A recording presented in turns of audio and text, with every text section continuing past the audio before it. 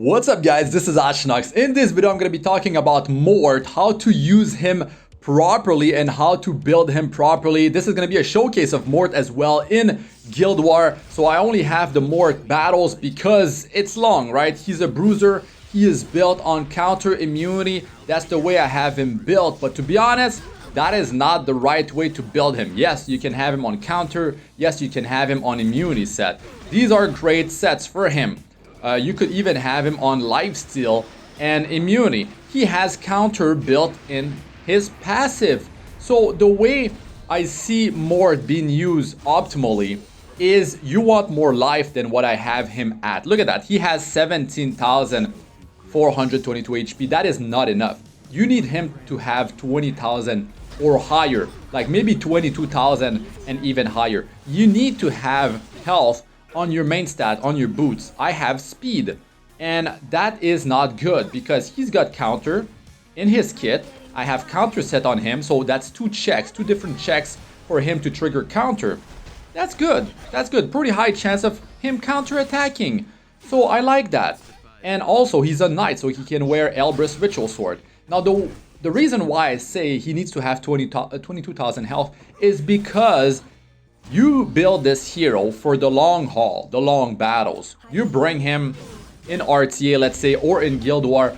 Guild War, you're gonna want to bring him versus a Soul Weaver like F.O.O.L, a healer that is just annoying, and you want to, destroy the maximum health of the team to eventually have enough burst damage to take down those heroes. So the same deal applies in RTA. You will, pick him near the end, of course, because he is Earth. You don't want to get counter-picked early on. That's usually how you want to draft your heroes. If you're going with RGB heroes, you're going to draft them at the end. And you want to draft him versus like a double Soul Weaver team composition in Arena, because they're really annoying to keep their team alive. And you use the injury to your advantage. You destroy their maximum health. And you also have the frenzy building up. So there's going to be a sweet spot where you're going to be able to do the burst damage, right? And you're going to be able to start to take down their heroes one by one. So like these battles that I'm doing, the heroes, they're really annoying. They're dangerous. But like the Seaside Bellonas, they're not built, so tanky. If they were built tanky, right? If this ram actually landed defense break, because, I evaded twice, which is good. You want to bring... you want to be at elemental advantage when you go in Guild War, so you can actually have it's like free evasion. It's like Mort was with 50% evasion, because 50% of the time they're gonna miss their attacks.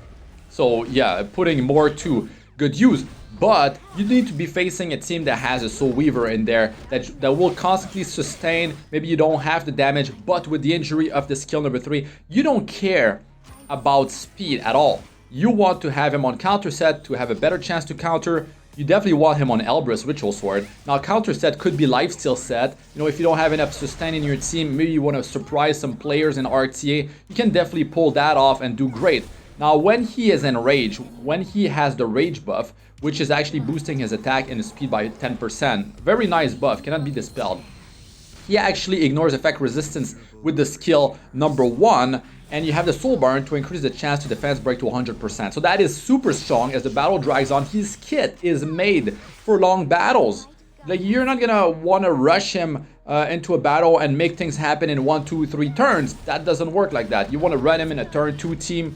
And you definitely want to build some bulk on him, because if he goes down, then what's the point, right? And if he goes down because his health is lower, I mean, it puts a lot of stress on your Soul Weaver, on the hero or heroes that needs to sustain him. You don't want to have to worry about that. You want to put his kit to good use. You want to constantly apply injuries to the enemy so you can actually land the burst attack and like take them down one by one. That is the whole point of this hero. So the way I have him built, he's too fast. It doesn't work. He doesn't have enough health. More health means he's going to pack a bigger punch, which means he's going to be able to inflict more injuries, which is great, which is what you want. Look at that. The damage is not that great. Imagine if I had him with 20,000, 22,000 HP. And instead of that useless speed, which, I mean, it doesn't help me. I'm shooting myself in the foot. I have, counter set on him, and I have counter set built into him. He has 15 skill ups. My Mort, I had him at 15 skill ups when he was released, and he was garbage.